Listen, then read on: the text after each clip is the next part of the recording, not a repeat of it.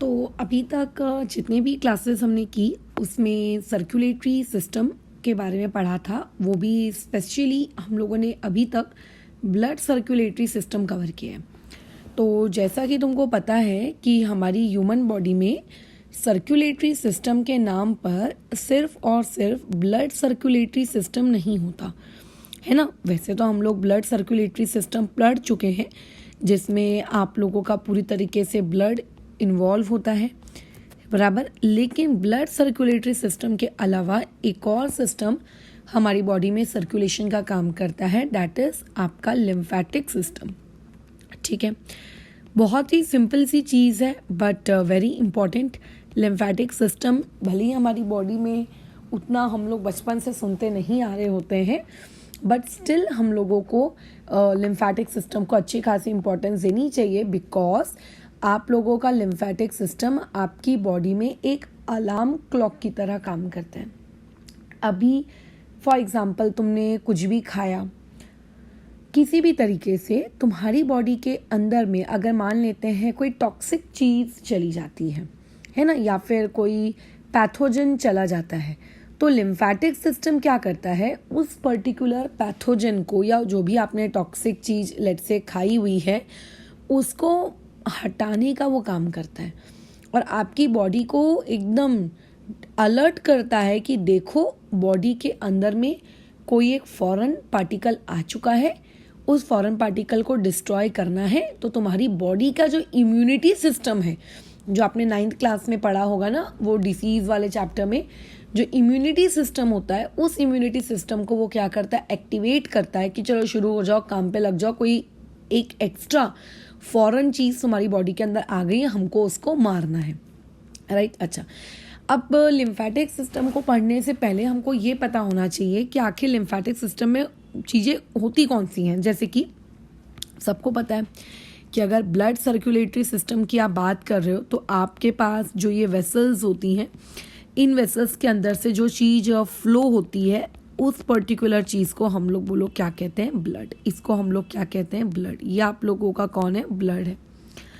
अगर मैं lymphatic system की बात करूं तो जैसे ब्लड के पास, ब्लड सर्कुलेटरी सिस्टम के पास क्या क्या होती हैं, ब्लड सर्कुलेटरी सिस्टम के पास ऑक्सीजनेटेड ब्लड को कैरी करने के लिए आर्टरीज थी, है ना। डीऑक्सीजनेटेड ब्लड को कैरी करने के लिए बोलो कौन थी, वेन्स थी।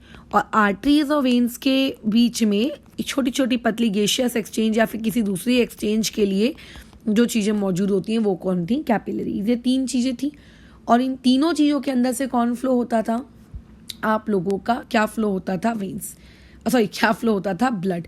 तो बेसिकली ब्लड सर्कुलेटरी सिस्टम की अगर बात की जाए तो ब्लड सर्कुलेटरी सिस्टम में ये आप लोगों को टोटल कितनी चीज़ें मिलती हैं, इसमें 4 चीज़ें तो एसेंशियली पढ़नी ही पड़ती हैं। हाँ, कोई एक्सेप्शन हो तो वो बात अलग है, लेकिन अगर मैं लिम्फेटिक सिस्टम की बात करूँ तो लिम्फेटिक सिस्टम के पास भी 4 चीज़ें होती हैं। ठीक है, सबसे पहले तो लिम्फेटिक सिस्टम के पास आर्टरीज नहीं होती, मतलब इस तरीके का कुछ नहीं होता कि ये ऑक्सीजनेटेड लिम्फ है, ये डीऑक्सीजनेटेड लिम्फ है, ऐसा कुछ नहीं होता है। ठीक है, यहाँ पे सिर्फ एक ही चीज़ होती है और वो होती है आप लोगों की, क्या बोलते हैं बोलो उसको, वेन्स, है ना। यहाँ पे सिर्फ और सिर्फ क्या होता है, आप लोगों का वेन्स। क्या होता है यहाँ पे, आप लोगों का वेन्स। ठीक है, ये यहाँ पे क्या होती है, लिम्फ वेन्स। इसको बस हम लोग फ़र्क क्या होता है, इसको क्या नाम दे देते हैं, लिम्फ वेन्स। अच्छा, दूसरा, इनके पास क्या कैपिलरीज होती हैं, बिल्कुल इनके पास भी कैपिलरीज होती हैं, बराबर। इन लोगों को हम लोग क्या कहते हैं, सिर्फ कैपिलरीज नहीं, इन्हें कहा जाता है लिम्फ कैपिलरीज। क्या कहा जाता है इन लोगों को, लिम्फ कैपिलरीज। तीसरी चीज़ यहाँ पे आपके पाए जाते हैं लिम्फ नोड्स। क्या पाए जाते हैं, लिम्फ नोड्स। समझेंगे ये लिम्फ नोड्स क्या होते हैं। और उसके अलावा चौथी चीज़ ये होती है कि जिस तरीके से आर्टरीज या वेन्स या कैपिलरीज के अंदर ब्लड फ्लो होता था, उसी तरीके से आप लोगों के पास जो लिम्फ वेन्स होती हैं या फिर आप लोगों के पास जो लिम्फ कैपिलरीज होती हैं, इनके अंदर से भी एक लिक्विड फ्लो होता है। This liquid is known as आप लोगों का लिम्फ। इस पर्टिकुलर चीज़ को हम लोग क्या कहते हैं, लिम्फ। अब लिम्फ बना हुआ कैसे रहता है ये हम पढ़ेंगे, बट इसको बेसिकली हम लिम्फ कहते हैं। तो किस कौन से सिस्टम में क्या मौजूद है, क्या मौजूद नहीं है, इस पर हमने बातचीत कर ली। अच्छा, सबसे बड़ा पॉइंट ऑफ डिफरेंस ये होता है, ध्यान से सुनना इस बारे में। जैसे अच्छा पहले तो मार्क कर लो कि वो 4 चीज़ें आपके लिम्फेटिक सिस्टम में कौन कौन सी हैं, ये 4 चीज़ें मैंने मार्क कर दी। अच्छा, अब आते हैं हम लोग हमारे पॉइंट पर। अभी जैसे कि if somebody would say you कि लिम्फ का कलर क्या होता है, ठीक है, अगर कोई तुमसे ये पूछेगा कि लिम्फ का कलर क्या होता है, क्या लिम्फ आपके ब्लड के जैसा रेड है या फिर कोई डिफरेंट कलर रखता है, तो सबसे ज़रूरी चीज़ ये होती है कि हम लोगों का जो ये लिम्फ होता है ना, ये आप लोगों का एक कलरलेस लिक्विड होता है। अब कुछ बुकों में इसको ये भी लिखा रहता है कि ये कलरलेस लिक्विड एक्चुअली बहुत ही स्लाइटली येलो कलर का होता है। कई बुक्स में ये चीज़ ऐसी लिखी हुई होती है, चलो मान लेते हैं कि स्लाइटली येलोइश कलर का एक लिक्विड है, बट ये ब्लड के जैसा नहीं होता है। ये सबसे पहला सवाल, ये येलो कैसे हुआ, वाई नॉट रेड, रेड क्यों नहीं है, ये रेड क्यों नहीं है, हमारी बॉडी में जो ब्लड होता है वो तो रेड कलर का होता है, लेकिन ये रेड कलर का क्यों नहीं है। तो इसका देखो बहुत ही सिंपल सा मीनिंग होता है या रीज़न होता है कि आपका जो ब्लड होता है, ठीक है, ब्लड के अंदर रेड कलर आता कहाँ से, बताओ। अगर कोई तुमसे ये पूछेगा कि ब्लड जो है इज रेड और क्वेश्चन मार्क, तो अब वो पूछेगा गिव रीज़न, बताइए कि क्यों वो आप लोगों का रेड है, तो आप उसमें उसका क्या रीज़न सपोर्ट करोगे कि ब्लड के अंदर जो रेडनेस आती है वो रेडनेस किसकी वजह से होती है। सिंपल एक लाइन का उसका रीज़न है, बताओ क्या वो रीज़न है, आप लोगों का बिकॉज ऑफ आरबीसी। यानी कि ब्लड के पास क्या मौजूद होती है, आरबीसीज मौजूद होती हैं। ये आरबीसीज उस ब्लड को कौन सा कलर इम्पार्ट करती हैं, रेड कलर इम्पार्ट करती हैं।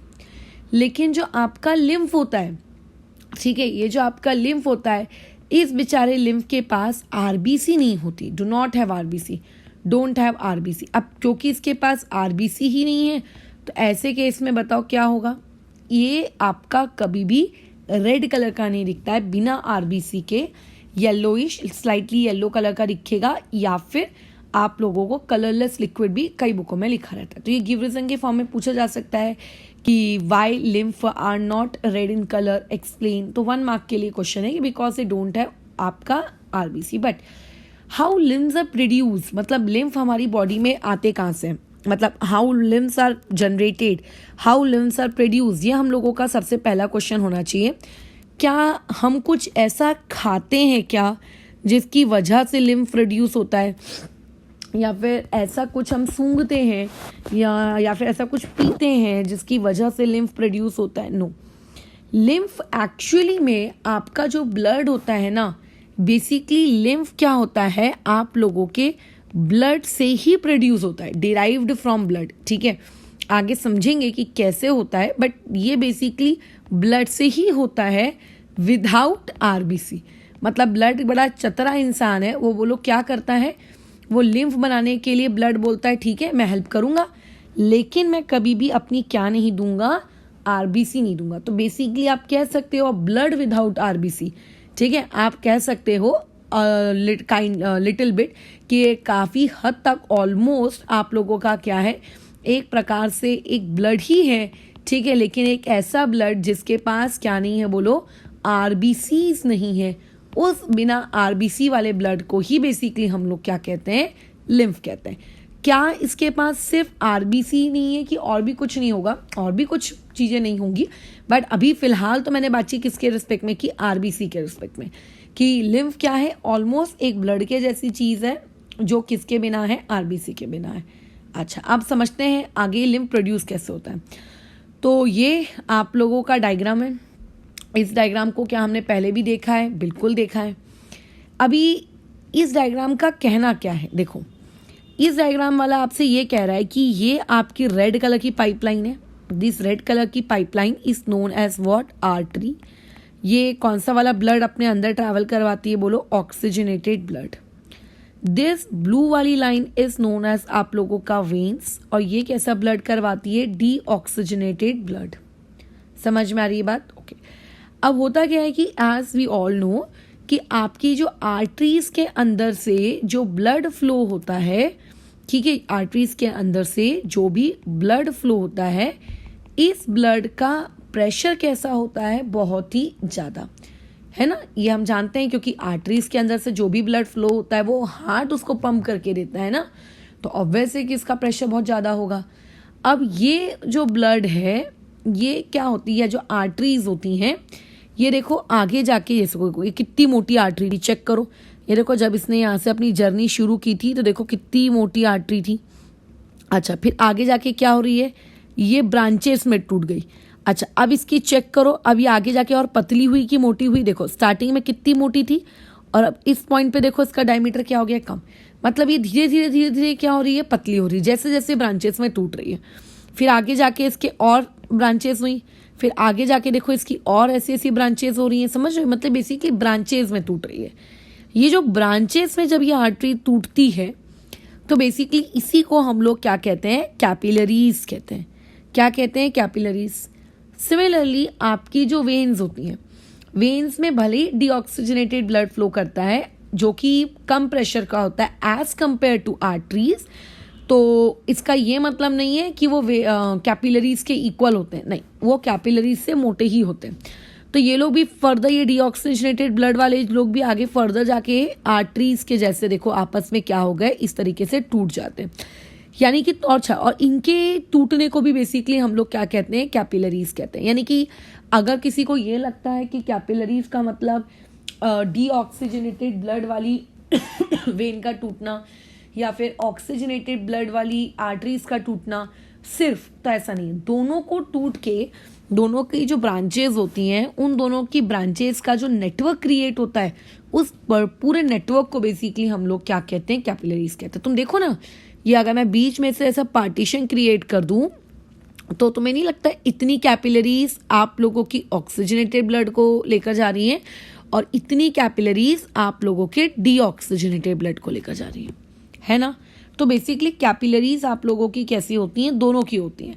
ऐसा नहीं होता कि सिर्फ ऑक्सीजनेटेड की होती है या फिर सिर्फ डीऑक्सीजनेटेड की।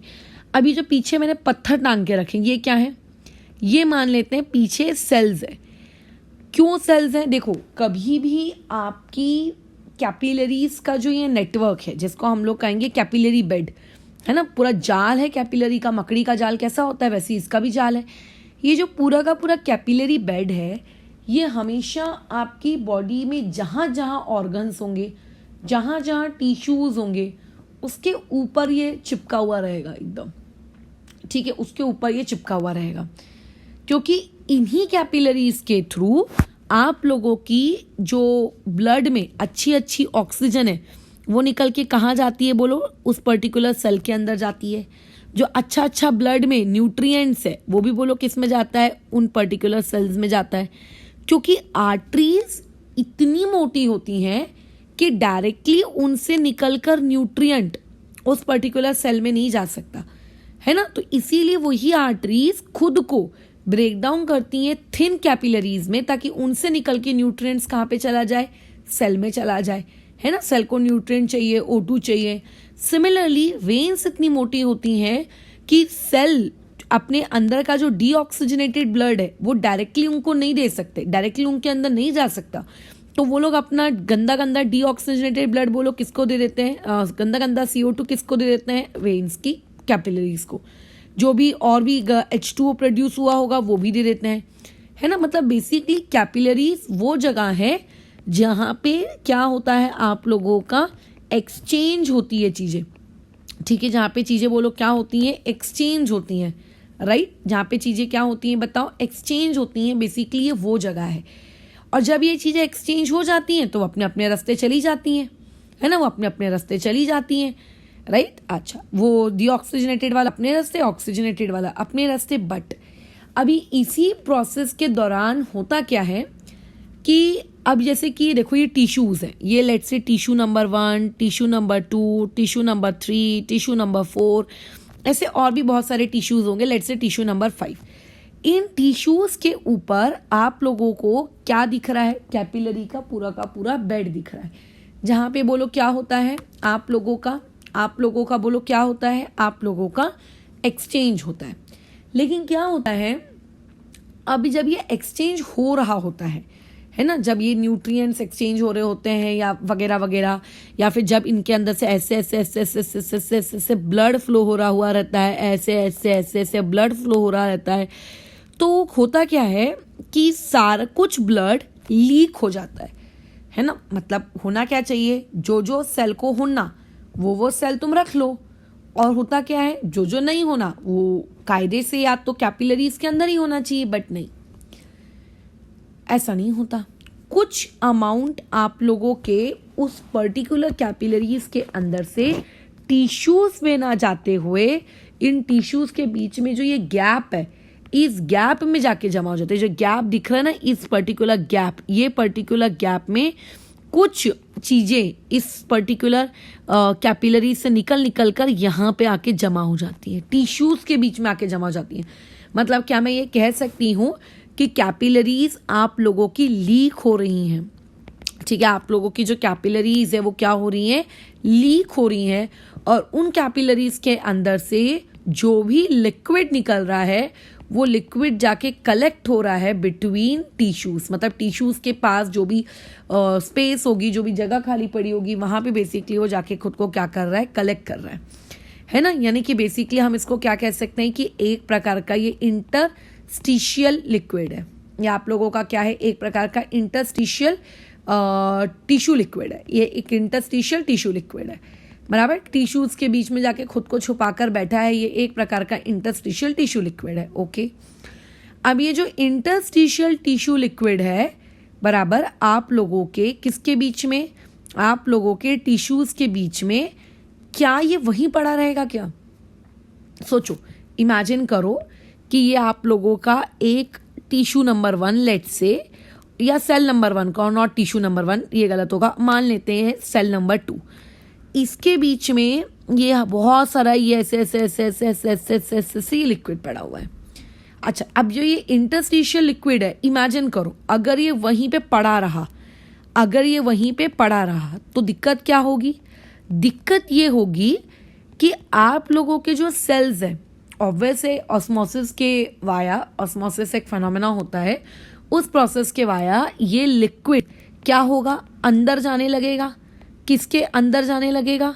ये अंदर जाने लगेगा आप लोगों के सेल्स के, है ना, बराबर, ये अंदर जाने लगेगा किसके? सेल्स के। अब सोचो, सेल्स को वो लिक्विड नहीं चाहिए, बट फिर भी वो लिक्विड सेल्स के अंदर जा रहा है ड्यू टू प्रेशर डिफरेंस, ठीक है, ड्यू टू कंसंट्रेशन डिफरेंस, वो अंदर जा रहा है। अब तो होगा क्या, इसकी वजह से आपकी जो सेल्स हैं वो क्या होने लगेंगी? फूलने लगेंगी, है ना। ऑब्वियस है, जैसे चने भिगाते हैं हम लोग, पानी में डालते हैं, याद करो 9th में ऑस्मोसिस पढ़ी होगी, तो सेल्स का जो चने के साइज होते हैं वो कैसे होते हैं? इंक्रीज हो जाते हैं ना। तो जो सेल्स हैं वो बोलो क्या हो जाएंगी, आप लोगों की बहुत ज़्यादा क्या हो जाएंगी? फूल जाएंगी। क्या हो जाएंगी? वो लोग फूल जाएंगी, समझ रहे हो, फूल जाएंगी। अब फूलती जा रही हैं, फूलती जा रही हैं, फूलती जा रही हैं, फूलती जा रही हैं, तो हो सकता है सेल्स क्या हो जाए? बर्स्ट हो जाए। क्योंकि क्यों बर्स्ट हो जाएगा? क्योंकि ये लिक्विड सिर्फ इतनू सा थोड़ी ना है, हर बार कैपिलरीज में लिक्विड आएगा, हर बार लीकेज होगा, हर बार वहां पे थोड़ा बहुत लिक्विड पड़ा रहेगा, हर बार वो सेल के अंदर घुसने की कोशिश करेगा, तो क्या होगा? जिसकी वजह से सेल्स डैमेज हो सकती है। तो हम ये एफर्ट नहीं कर सकते कि लिक्विड पड़ा रहे, ठीक है। इस लिक्विड को रिमूव करो, रिमूव दिस लिक्विड। अब इस लिक्विड को कैसे रिमूव करें? अच्छा, पहली बात तो ये कि यही लिक्विड बेसिकली आप लोगों का लिम्फ कहलाता है। यानी कि अब समझ में आ रहा है कि लिम्फ हम कहते हैं किसको? ये जो लीकेज होता है ना, इसी लीकेज को बेसिकली हम लोग क्या कहते हैं? लिम्फ।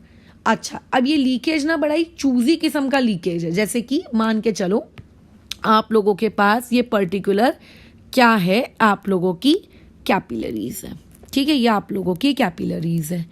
अच्छा, अब उसमें हम तो जानते हैं कि इन कैपिलरीज के पीछे क्या हो रहे होंगे?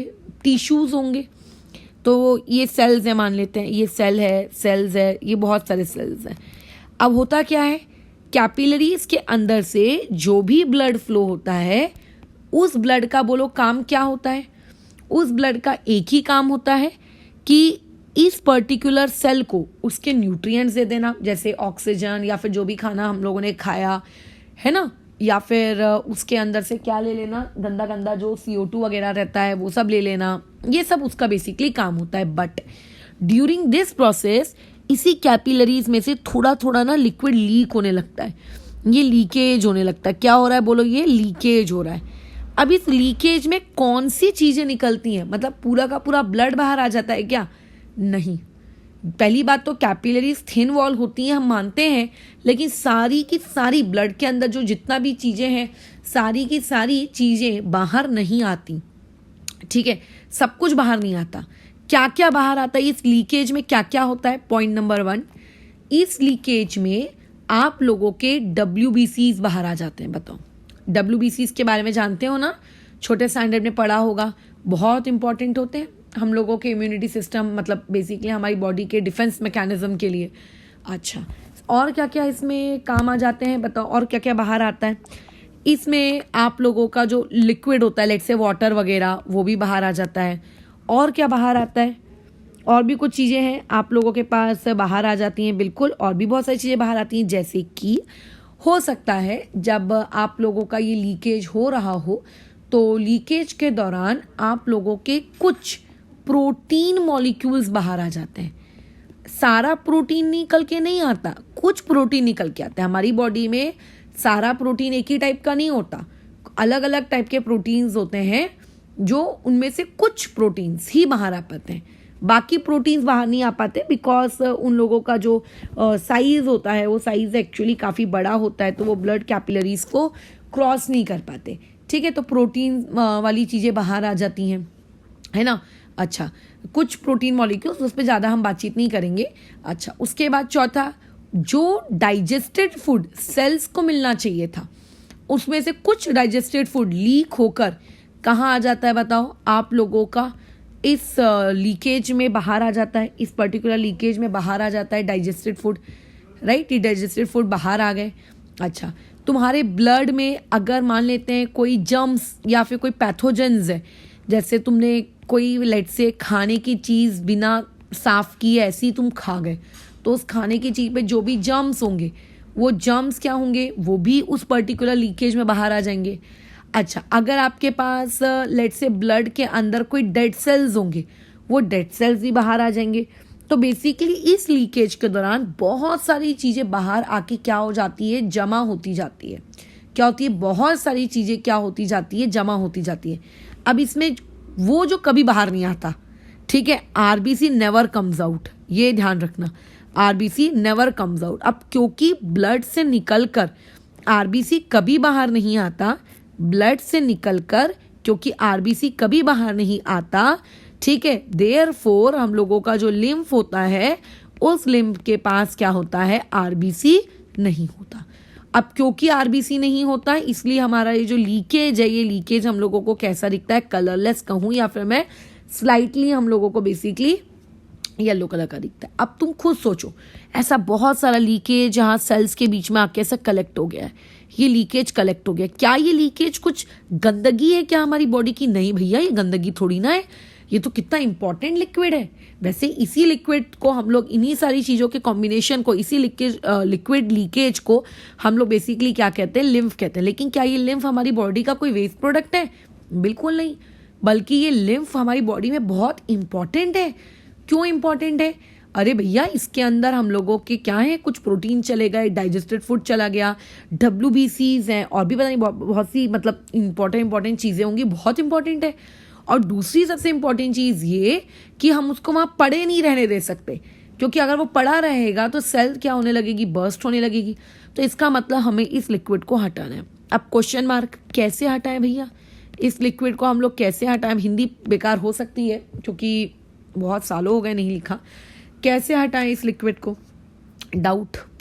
तो अब ऐसे में हम लोगों की जो ब्लड कैपिलरीज है, क्या वो नहीं हटा सकती?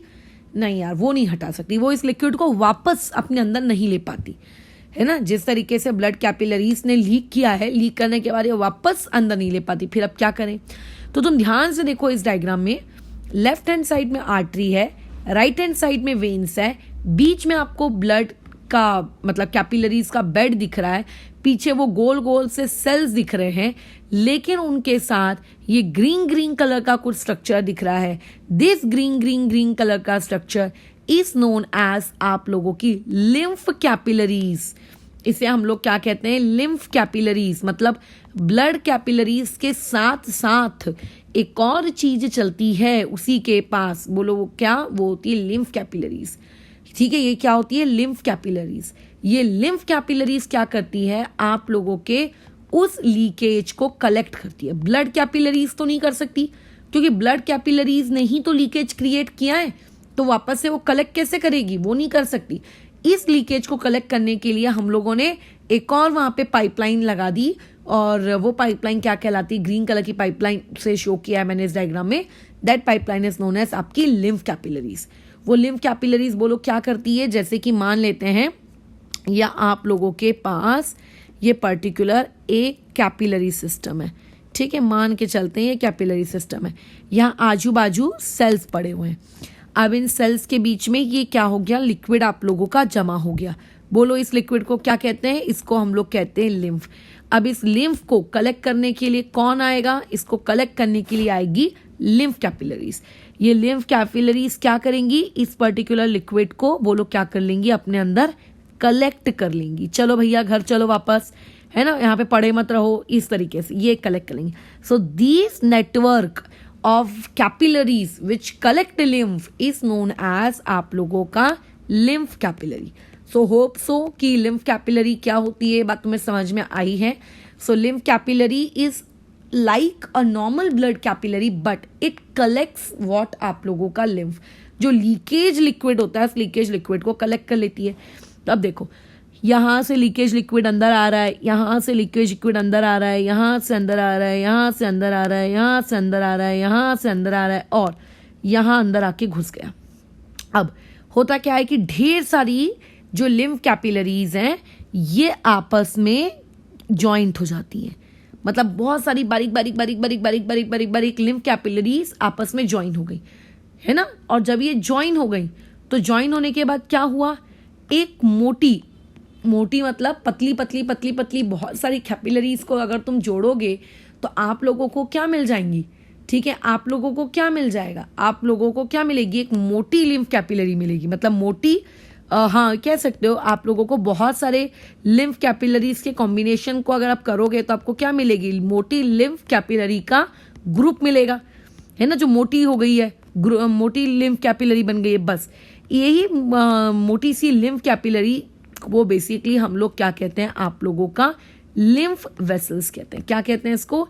लिम्फ वेसल्स, या फिर मैं ये कहूँ कि इसको क्या कहते हैं? लिम्फ वेन्स कहते हैं। लिखवाया था ना स्टार्टिंग में टॉप पर कि लिम्फ वेन्स क्या होती हैं। देखो लिखवाए थे, टोटल 4 चीजें होती हैं आपके इसमें, लिम्फ वेन्स, लिम्फ कैपिलरीज। तो समझ में आ रहा है लिम्फ कैपिलरीज क्या थी और लिम्फ वेन्स क्या है। सो लिम्फ कैपिलरीज क्या करती हैं? अलग अलग जगह से लिम्फ को कलेक्ट करने का काम करती हैं। कलेक्ट करके वो कॉमनली एक कॉमन मोटी सी जगह पे जाकर उस लिक्विड को दे देती हैं। दैट मोटा वाला lymph capillary is known as आपका लिम्फ वेसल्स। अब ये लिम्फ वेसल्स क्या करता है? ध्यान देते हैं, चलो उस पे बारे में बाद में बात करेंगे। ये लिम्फ वेसल्स क्या इस पर्टिकुलर लिम्फ को अपने अंदर रखता है क्या? क्या ये इसको अपने अंदर रखता है क्या? डाउट। देखो यार, आपके सेल्स ने भी आपके लिम्फ को रखने से मना कर दिया था। क्यों मना कर दिया था?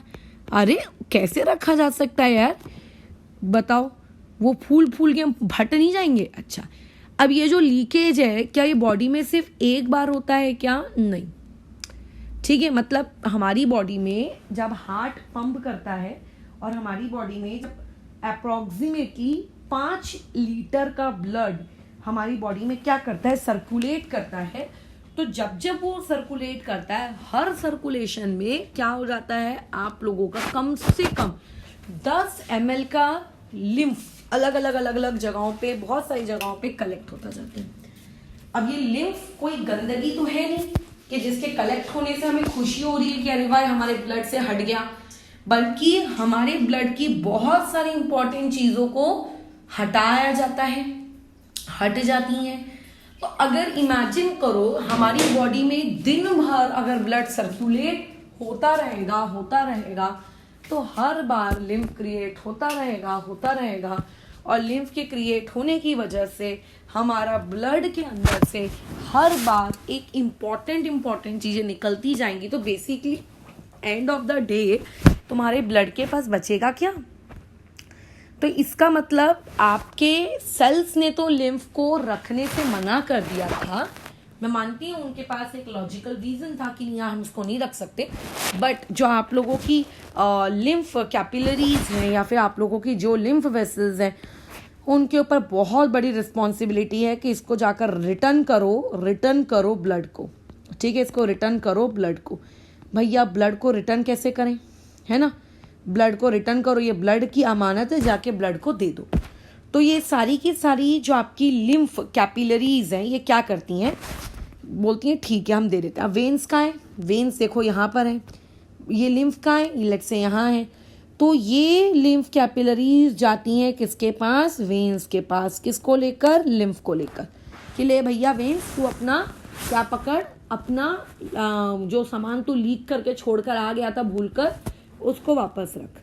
और फिर वेन्स लेकर चला जाता है लेट्स से इसी पर्टिकुलर लिम्फ क्या को प्लस आपके ब्लड को वापस से बैक टू दी हार्ट। कहाँ पे? हार्ट के पास। तो इनडायरेक्टली जो लीकेज छोड़कर आया गया था, वही लीकेज आप लोगों का वापस से किसको दे दिया जाता है? वेन्स को दे दिया जाता है। बट जब ये लिम्फ और वेन्स, ठीक है, जब इस तरीके से लिम्फ क्या करती है, वेन्स को अपना लिम्फ छोड़ने जाती है, तो बीच में ना आप लोगों को कुछ ऐसा राजमा के जैसा या चने के जैसा कुछ आपको एक छोटा सा स्ट्रक्चर दिखता है। इस पर्टिकुलर स्ट्रक्चर को हम लोग कहते हैं लिम्फ नोड्स। ये लो आ गए हमारे मूवी के चौथे hero, that is lymph nodes. ठीक है, क्या मिलता है हमको? Lymph nodes. अब ये लिम्फ नोड्स क्या होते हैं, इनका क्या काम है? अब देखो इनका काम ना बहुत ही भैया स्पेशल है। इन लिम्फ नोड्स के पास लिम्फोसाइट्स होते हैं। क्या तुमने ये लिम्फोसाइट्स वर्ड इससे पहले सुना है? क्या ये वर्ड तुमने लिम्फोसाइट्स इससे पहले सुना है? बिल्कुल सुना है। 9वीं कक्षा में जब हम लोग सेल्स चैप्टर पढ़ते हैं, तब आप ये लिम्फोसाइट्स वर्ड आप वहाँ पे सुनते हो। मान लेते हैं किसी प्राणी को अभी लेट्स से ये चीज़ नहीं पता कि लिम्फोसाइट्स क्या होते हैं, तो उन लोगों को मैं बता देती हूँ। बेसिकली लिम्फोसाइट्स आप लोगों के type of WBC, like WBC ये आप लोगों के हैं। ये हमारी बॉडी में बोन मैरो एक जगह होती है, वहाँ पर बनते हैं, प्रोड्यूस होते हैं, और ये आपकी पूरी बॉडी का जो इम्यूनिटी सिस्टम होता है ना, कि आप बीमार नहीं पड़ रहे हो, ये वो एक्सेट्रा एक्सेट्रा, लिम्फोसाइट्स उसके लिए रिस्पॉन्सिबल होते हैं। तो ये WBC हैं। ठीक है, अगर मैंने इस लिम्फ नोड के अंदर से, अब क्या हो रहा है, लिम्फ जा रहा है, बड़े खुशी खुशी जा रहा है ब्लड आपके किसके पास? बोलो, आप लोगों के वेन्स के पास, कि चलो मैं अपने बिछड़े माँ बाप के पास जा रहा हूँ, वेन्स लीक होके आ गया था, वापस से वेन्स के पास जा रही है लिम्फ कैपिलरीज को छोड़ने। तो बेसिकली टोल नाके के जैसा होता है, रोकता है उसको। ये जो लिम्फ जा रहा है ना वेन्स के पास, इसको रोकता है, रुक, गाड़ी की चेकिंग करवा। ये पर्टिकुलर ब्लड इस लिम्फ नोड के मतलब नॉट ब्लड, ये पर्टिकुलर लिम्फ क्या करता है, आप लोगों का एंट्री लेता है किसके अंदर? लिम्फ नोड के अंदर। जैसे अगर तुम मॉल्स वगैरह में जाओ तो थोड़ा सा तुम्हें साइड में लेकर जाकर कैसा तुम्हारी बॉडी मतलब चेक करते हैं ना, कपड़े वपड़े कहीं बॉम्ब वॉम्ब तो लेके नहीं जा रहे हो, राइट? तो सिमिलरली ये उसको चेक करता है। वो देखता है कि कहीं इस पर्टिकुलर लिम्फ में कहीं कोई वायरस तो नहीं है, ठीक है, क्या यहाँ पे कहीं कोई बैक्टीरिया या कोई दूसरा पैथोजन तो नहीं है। क्योंकि अगर कोई दूसरा लेट्स से फॉरेन बॉडी अगर यहाँ पे पाई गई, लिम्फ नोड ने डिटेक्ट किया कि फॉरेन बॉडी है, तुरंत उसका सायरन बजने लगता है, जाएं जाएं जाएं। वो क्या करता है, सबसे पहले तो उसके पास जो WBC है, उस WBC की मदद से वो क्या कर देता है, उस फॉरेन बॉडीज को वो क्या कर देता है, आप लोगों का मार डालता है। ये भगवा करके कहाँ जा रहे थे तुम लोग ब्लड के अंदर? क्योंकि अगर ये गंदे गंदे आपके क्या कहते हैं फॉरेन बॉडीज ब्लड के साथ बार बार बॉडी में घूमते रहेंगे तो बीमार पड़ जाएंगे ना हम लोग, बराबर। अच्छा, तो ये लिम्फ नोड्स क्या करता है, आप लोगों के जो उसके पास WBCs होते हैं, जिनको हम लिम्फोसाइट्स कहते हैं, उस गंदे गंदे जम्स को वो क्या कर देता है, मार डालता है एकदम। ठीक है। इफ कंटेन जर्म्स, अगर इस लिम्फ के पास जर्म्स होता है, if contain germs in lymph, ठीक है, अगर लिम्फ के पास क्या हुआ, जर्म्स हुआ, तो देन लिम्फोसाइट्स उसको क्या कर देता है, मार देता है। अच्छा, और साथ ही साथ में पूरी बॉडी को भी बता देता है, ठीक है, और साथ ही साथ में तुम्हारी बॉडी को भी बता देता है कि भैया बॉडी के अंदर बीमारी आ चुकी है, बीमारी से लड़ने के लिए इम्यूनिटी सिस्टम अपनी बॉडी के अंदर एंटीबॉडीज बनाना शुरू करो। इम्यूनिटी सिस्टम को अलर्ट नोटिस भेज देता है कि देखो देखो बीमारी आ गई है, बीमारी से प्रोटेक्ट करना है हमको इस इंसान को, तो अपनी बॉडी के अंदर इम्यूनिटी सिस्टम को क्या करो, क्लियर करो। अच्छा, और उसके बाद फिर क्लीन लिम्फ को वो आगे भेजता है, बराबर, ये क्लीन लिम्फ को आगे भेजता है, और फाइनली ये क्लीन लिम्फ अपने बिछड़े हुए वेन्स के पास पहुंच जाती है। बस खत्म हो गई कहानी। This was all about the lymphatic system. ठीक है, उतना डिटेल में नहीं है तुम्हारी सिलेबस में, बट जितना भी है वो हमने पढ़ लिया। एक बार इसको एक और तरीके से, ठीक है। अच्छा, ये ब्रिटानिका एक बहुत ही प्यारी सी आपका इनके द्वारा बनाया हुआ एक एनिमेशन है। इस एनिमेशन के द्वारा हम लोग ये चीज़ उन लोगों की किस तरीके से है, 2 मिनट,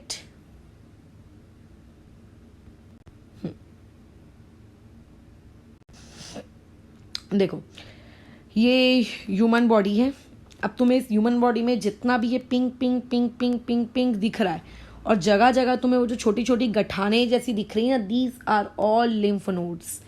अब वो तुम्हें सिंपली बता रहा है, जैसे मैंने बताया था कैपिलरी बेड्स थी, ये देखो कैपिलरीज के अंदर से पार्टिकल्स कुछ लीक होकर सेल के पास जो खाली जगह थी वहाँ पड़े रह गए। उनको आप लोगों की किसने कलेक्ट कर लिया, लिम्फ कैपिलरीज ने कलेक्ट कर लिया।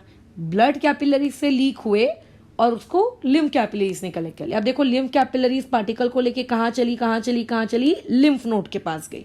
लिम्फ नोड उसको चेक करता है।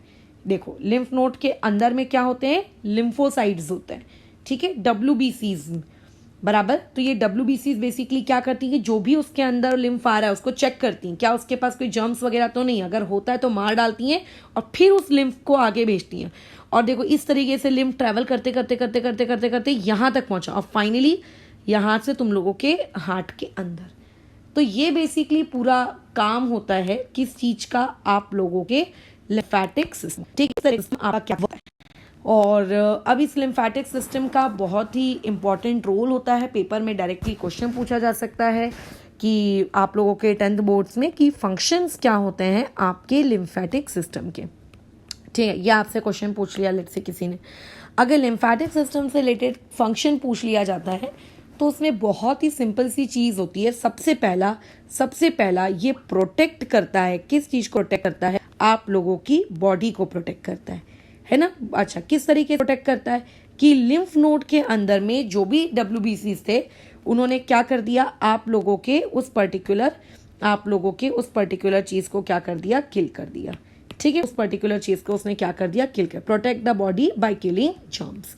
ये तो भैया उसका सबसे इम्पॉर्टेंट फंक्शन है, ठीक है, ये बाय किलिंग जर्म्स, ये तो उसका सबसे इम्पॉर्टेंट फंक्शन है। पॉइंट नंबर 2, ये आप लोगों की बॉडी के अंदर जो भी डेड सेल्स वगैरह होते हैं, ठीक है, या फिर जो भी गंदी गंदी चीज़ें होती हैं उनको भी रिमूव करने में मदद करता है। बस खत्म, डन हो गया। और भी इसके फंक्शंस होंगे, क्योंकि हम लोग क्लास 10th लेवल पर इसको पढ़ रहे हैं तो हमको उतना डिटेल में नहीं घुसना है। अदरवाइज लिम्फेटिक सिस्टम के बारे में तो और भी बहुत सारी चीज़ें होती हैं, है ना, कि बॉडी के अलग अलग जगहों पे, आर्म्स के पास बहुत सारे लिम्फ नोड्स होते हैं, और नीचे हमारी थाइस के पास लिम्फ नोड्स होते हैं, हमारी बॉडी में बहुत सारी जगह लिम्फ नोड्स होते हैं, कहाँ कहाँ के ये कलेक्ट होते हैं, फिर उनके आगे क्या होता है, वो सब भी डिटेल है। बट वो सिंस 10th बोर्ड्स के सिलेबस में नहीं है, इसलिए हम भी उसमें नहीं जा रहे। तो इतना ही तुमको पूछा जाएगा लिम्फेटिक सिस्टम के बारे में। तो अभी लिम्फ वगैरह क्या होता है इसको लेकर हम क्लियर हैं। अब आगे हम लोग जो नया पार्ट स्टडी करेंगे that would be transportation in plants. Animals में ट्रांसपोर्टेशन किस तरीके से होता है ये हम लोगों का ख़त्म हो गया। अब हमको पढ़ना है प्लांट्स में ट्रांसपोर्टेशन किस तरीके से होता है। बट उसके लिए बहुत ज़रूरी है कि 9th स्टैंडर्ड में जो तुम लोगों ने प्लांट्स के टिश्यूज़ के बारे में पढ़ा था ना, जाइलम, फ्लोएम, राइट, उनके और कितने पार्ट्स होते हैं उसको तुम रिवाइज करके दो, क्योंकि अगर वो आता है तो फिर वो चीज़ इजी होने वाली है, इफ़ नहीं तो फिर दिक्कत होगी। ठीक है, तो 9th क्लास का वो पार्ट रिवाइज करके रखोगे। एंड प्लांट्स के अंदर ट्रांसपोर्टेशन सिस्टम में ज़्यादा झिकझिक नहीं करनी है, how water transport, how food transport, बस 2 ही बातों पे बात करनी है, फिर खत्म। फिर फाइनली लाइफ प्रोसेस चैप्टर का सबसे आखिरी पार्ट स्टार्ट होगा, that would be human excretory system. मुझे बड़ा पसंद है ये पार्ट, काफ़ी छोटा है, ब्लड सर्कुलेटरी और रेस्पिरेटरी के जैसा बड़ा नहीं है, छोटा सा। अभी तक तुमने जितने भी सिस्टम्स पढ़े सारे सिस्टम में ये सबसे छोटा सिस्टम है, मतलब सबसे कम हमें इसके बारे में पढ़ना है अपने सिलेबस में। ठीक है, ओके, तो फिलहाल इस चीज़ को यहाँ ओवर करते हैं, कल हम लोगों का ट्रांसपोर्टेशन प्लांट्स को पढ़ेंगे।